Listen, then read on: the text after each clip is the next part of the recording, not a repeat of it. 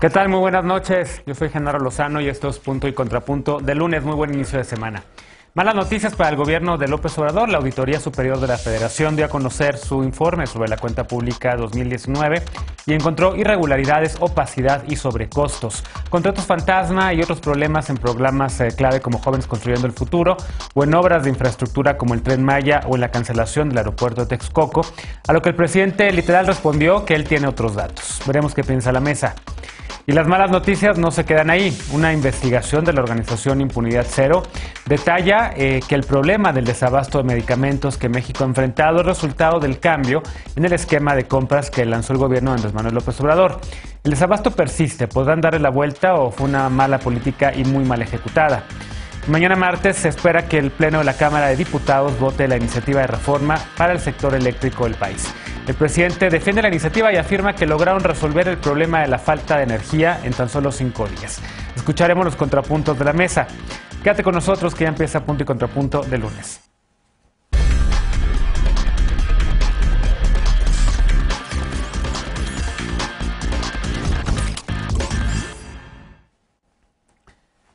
El presidente tiene otros datos. Eso dijo esta mañana, que la Auditoría Superior de la Federación exagera y que se equivoca. ¿Por qué lo dice? Porque al revisar la cuenta pública 2019 detectó irregularidades por 67.498 millones de pesos. Solo en el tema del aeropuerto, la auditoría señaló que la cancelación de Texcoco costó 332.000 millones de pesos y no los 100.000 millones que había dicho el presidente. Veamos el contexto. La Auditoría Superior de la Federación detectó irregularidades por 67.000 millones de pesos en la revisión de la cuenta pública 2019. De ese dinero, 47% corresponde al gasto hecho en desarrollo económico, 42% a transferencias federales a estados y municipios y 11% a desarrollo social y gobierno. Entre las irregularidades detectadas está el pago a beneficiarios fallecidos, contratos sin comprobar, pagos duplicados y recursos sin ejercer ni reintegrar. Tras 7 auditorías al Tren Maya, se encontró falta de transparencia en la adjudicación de contratos y que 156 millones de pesos están pendientes de aclarar. En la refinería de Dos Bocas, irregularidades por 75 millones de pesos y 332.000 millones de pesos por la cancelación del aeropuerto en Texcoco, 232.000 millones más de lo calculado por la Secretaría de Comunicaciones y Transportes. Además, el informe apunta que no hay estudios sobre la rentabilidad del Aeropuerto Internacional Felipe Ángeles. Respecto a los programas sociales, observó deficiencias en su diseño y operación. En Jóvenes Construyendo el Futuro, halló irregularidades en el desempeño y en el gasto ejercido. En Sembrando Vida, 1.832 millones de pesos sin aclarar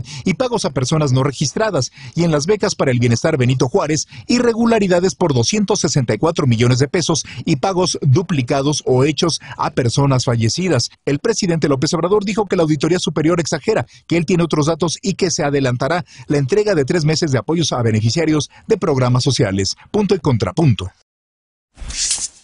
Primer tema para discutir esta noche de lunes y hoy, como cada lunes y miércoles, Lisa Sánchez, directora general de México Unido contra la Delincuencia. ¿Cómo estás, Lisa, hoy sí en tu día? Sí, hoy sí en mi día. Muy buenas noches a todas y a todos. ¿Cómo están? Bienvenida. Alfredo Lecona, activista y analista. ¿Cómo estás, Alfredo? Bien, querido Genaro, buenas noches a todas y todos. ¿Qué tal estuvo el café de la mañana? Muy bien, sabroso de hoy. Eder Guevara, fundador de Morena y antropólogo. ¿Cómo estás? Querido Genaro, bien, gracias. ¿Tú qué tal? Buenas noches a todas y todos. Bienvenido. Y regresa a esta mesa nuestra amiga Frida Gómez. Ella es analista y feminista. ¿Cómo estás? Muy bien, Genaro, un gusto saludarte y buenas noches a todas y todos. Buenas noches. A ver, empezamos primero con los puntos. ¿Qué les parece si empezamos con Eder? Malas noticias para la 4T, malas noticias con este reporte de la auditoría. El presidente dice que no necesariamente, que él tiene otros datos y que a la auditoría le falta información. ¿Cómo lo ves? Pues no creo que sean malas noticias. Hoy el titular, David Colmenares, titular de la Auditoría Superior de la Federación, salió a esclarecer muchos de estos puntos y la verdad es que la falta de agenda de la oposición los hace generar interpretaciones y hacer noticias falsas de donde no las hay. ¿Qué informó la Auditoría Superior de la Federación? Que hay vacíos por 40.000 millones de pesos de la función pública, del ejercicio de la función pública del 2019, no solamente con gobierno federal.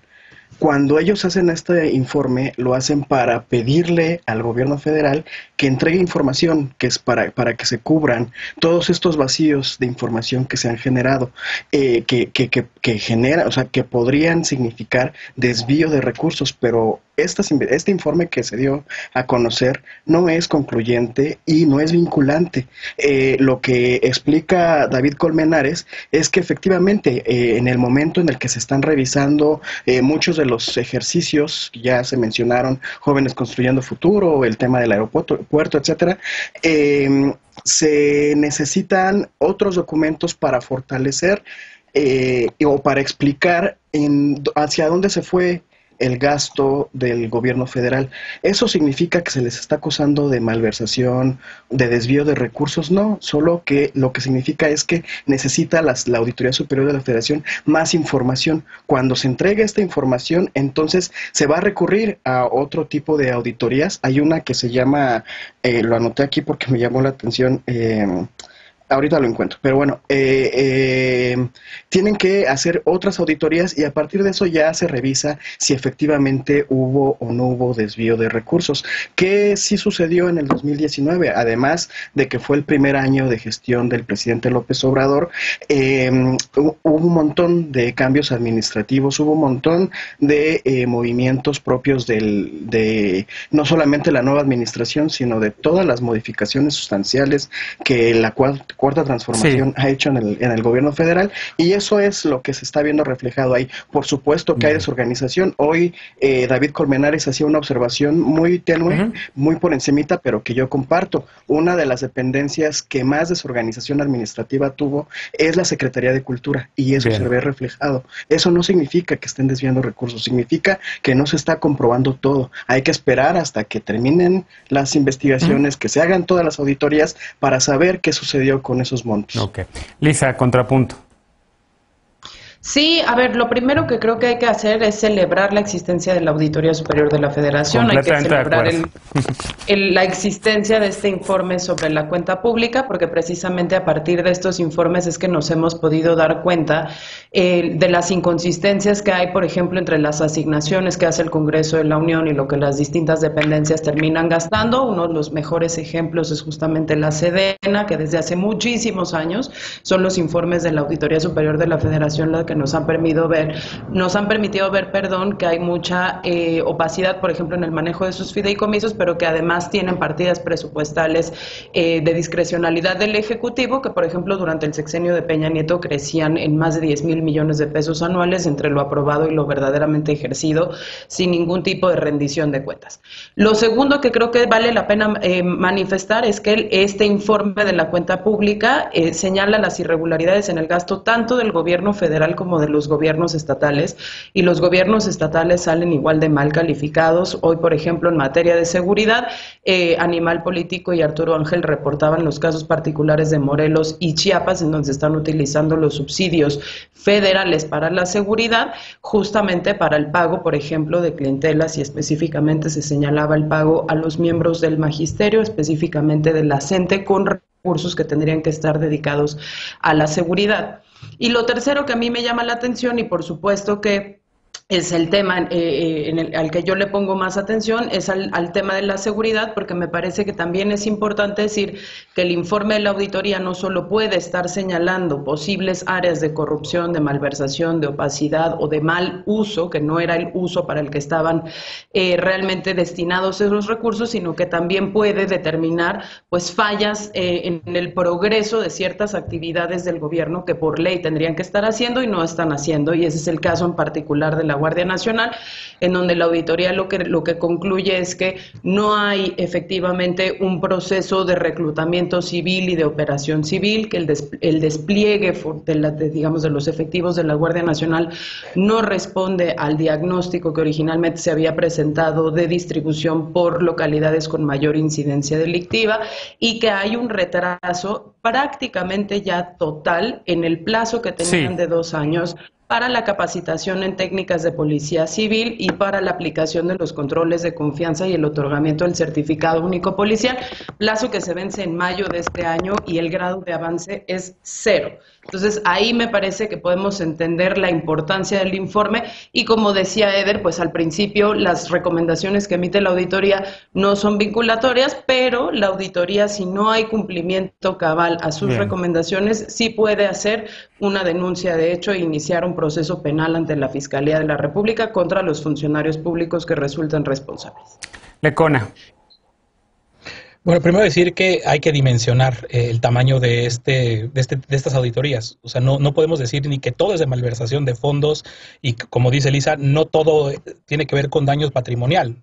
De hecho, el ejemplo de la Guardia Nacional y de esta simulación de Guardia Nacional en su consolidación es un ejemplo de cómo lo que se revisa también es si efectivamente los programas o los planes tienen reglas de operación, si están funcionando como dice la ley, y ahí hay buena pista de muchísimas cosas y muchísima materia, de muchas materias, por donde entrarle y por dónde saber, y lo vamos a saber no inmediatamente, ni siquiera en los 30 días que tienen las dependencias para contestar, sino lo vamos a ver en meses. Recordemos la investigación de la estafa maestra, concatenar luego todo ese tipo de informaciones que están ahí, pues lleva su tiempo y seguramente saldrán muchas cosas. Ahora, no todo es, como no todo es patrimonial, como no todo es dinero, como no todo es malversación de fondos y desvío de recursos, también hay que ver cosas como las que están señalando en programas prioritarios como de Jóvenes Construyendo el Futuro, donde se ha encontrado que hay incluso personas beneficiarias que en verdad están muertas, que no están recibiendo el dinero. ¿Dónde está ese dinero? Son muchísimas cosas, el Tren Maya, la refinería de Dos Bocas, el censo del bienestar, que ahí sí, se acaba de demostrar que ni es censo ni nada y hay que revisar poco a poco cada una de estas cosas. Yo coincidiría con Eder y con el clima político que existe cuando se presenta ese tipo de cosas, porque hoy la atención casi está en cosas como el aeropuerto de Santa Lucía o la cancelación del aeropuerto de Texcoco. Yo hoy platiqué con una exdirectiva de la Auditoría Superior de la Federación, Munadora Buchaín, que si ustedes recuerdan o les suena el nombre, fue justo la responsable de las auditorías de la famosa estafa maestra, y justo nos decía, a ver, aguas, hay cosas ahí que están mal planteadas en el mismo informe de Colmenares. 4 de 5 auditorías, por ejemplo, del nuevo aeropuerto de Santa Lucía, tiene un enfoque de desempeño. No se puede implicar un daño patrimonial cuando lo que se está haciendo es una revisión de la obra. Entonces son tipos de responsabilidades, y son tipos de afectaciones y de irregularidades que hay que ir desmenuzando. No se puede, por un lado, ni hacer juicios ahorita, a priori, cuando todavía hay que esperar las respuestas de las dependencias, pero tampoco se puede decir que es irrelevante y que es una exageración, al grado de lo que dijo hoy el presidente, ¿no? Que dónde están que se le están dando herramientas a los adversarios o argumentos a los adversarios para atacarlo, y que diga que él tiene otros datos, pues no puede tener otros datos. Claro. Y además, bueno, no son argumentos para los adversarios, son argumentos para la ciudadanía para evaluar el funcionamiento de un gobierno, que si lo utilizan también de repente en la oposición, pues bueno, pues adelante, cada quien es libre de usar los datos como más le parezca. Y finalmente cierro contigo, Frida. Sí. Hay que dimensionar qué, perdón. Porque son, o sea, la presentación, lo que trae ahorita el informe son consolidados casi 100,000 millones de pesos. Es el doble de las irregularidades del primer año del sexenio de Peña Nieto. No es cualquier cosa, es serio, pero sí hay que verlo con responsabilidad. Bien. Y finalmente, Frida. A mí me parece muy importante justo lo que dice Lisa, es de reconocerse que la Auditoría Superior de la Federación mantenga la autonomía para realizar esta fiscalización y para realizar el informe tan completo que va entregando, pero me parece que aquí hay dos temas que son distintos. Por una parte, existe la posibilidad de que el presidente sí tenga otros datos, y eso es porque en gran medida las dependencias mostraron resistencia para compartir su información, y la propia Secretaría de la Función Pública mostró resistencia para compartir la información. Entonces, esto no implica necesariamente que la justificación, que los documentos o que todos los registros de soporte no existan. Uno de los señalamientos más fuertes que se ha brindado para los programas es que algunos no cuentan con registros de CURP, particularmente en el tema de Jóvenes Construyendo el Futuro. Me parece que este informe es un llamado de atención, primero para el gobierno federal, segundo para las dependencias que están puntualmente señaladas en cuanto a los procesos internos, porque es evidente que no han tenido la suficiente claridad ni para organizarse ni para transparentar esos procesos, porque por supuesto existe toda una serie de recopilación de datos, de información, de censos, de padrones que están utilizando, que no han sido puestos a consideración de la Auditoría Superior de la Federación. Y eso me parece importante porque no implica necesariamente que exista un desvío o no implica necesariamente que sea un sinónimo de corrupción. Creo que este informe es una señal de que lo que no hay es comunicación y que lo que no hay es transparencia, porque claramente tenemos un gasto que se ha ejercido, pero que no se ha ejercido de forma transparente. Ahora, en segundo lugar, algo que sí me parece muy importante como llamado de atención es que este informe lo que nos está demostrando es que la curva de aprendizaje cuesta y cuesta bastante. El hecho de no tener los informes en los términos que la Auditoría Superior de la Federación requiere está generando que los resultados sean tan negativos y al mismo tiempo está obligando a que las dependencias puedan rectificar en la forma en la que están manejando tanto su recurso como su información. A mí lo que me parecería también muy importante es que esto sirva como un llamado a la coordinación, porque es increíble que la propia Secretaría de la Función Pública, que tendría que estar resguardando el buen comportamiento financiero de las dependencias, pudiera mostrarse renuente o pudiera mostrarse con esta actitud de no cooperar con la auditoría. Entonces, ya para cerrar, creo que es muy importante no politizar de la forma en la que se está realizando, porque el propio titular, el propio David Colmenares, ha hablado de que no son los términos del informe el extremo al que se está llevando la opinión pública, aunque por supuesto es dinero, es presupuesto y es un derecho de la ciudadanía saber cómo se gasta, en qué se gasta y por supuesto, en todo caso, reclamar cuando el dinero no se está gastando de forma correcta. Algo que también me parece importante agregar es que particularmente en el tema tanto del Tren Maya como del aeropuerto de Santa Lucía, pues hay presupuesto que se encuentra resguardado, son informes que se encuentran resguardados hasta para 5 años, si no mal recuerdo, posteriores a que salga el presidente Andrés Manuel López Obrador del poder, y será en ese momento cuando se pueda realizar una verdadera evaluación de qué tan bien o qué tan mal se gastó ese presupuesto. Bien, lo cual no creo que, bueno, no sé si calificarlo como una buena noticia o mala, ¿no? Que se resguarde la información por tantos años, que era una práctica que supuestamente ya no iba a ocurrir, pues también está ocurriendo en esta administración. Genaro, eso es mentira. Mucha de la información sobre el Tren Maya que se está resguardando, que es muy poquita en realidad, se está haciendo para evitar la especulación de los terrenos. Ahorita si se transparenta exactamente por dónde van a pasar los tramos del Tren Maya, lo que sucedería es que llegarían gente que compraría muy barato los terrenos a los ejidatarios y después los revenderían. Es un asunto de seguridad del proyecto y de seguridad de las comunidades y es estratégico. Y ya nada más rápido, aprovechando que tengo la palabra, una cosa es que la oposición ocupe la información disponible para hacer su chamba y oponerse al gobierno, y otra cosa que den por concluyente una investigación que no lo es. Ahí están mintiendo a todas luces y es donde tenemos que hacer énfasis. Una cosa es hacer oposición y otra es hacer politiquería. Bien, bueno, vamos a ver, adelante, rapidísimo.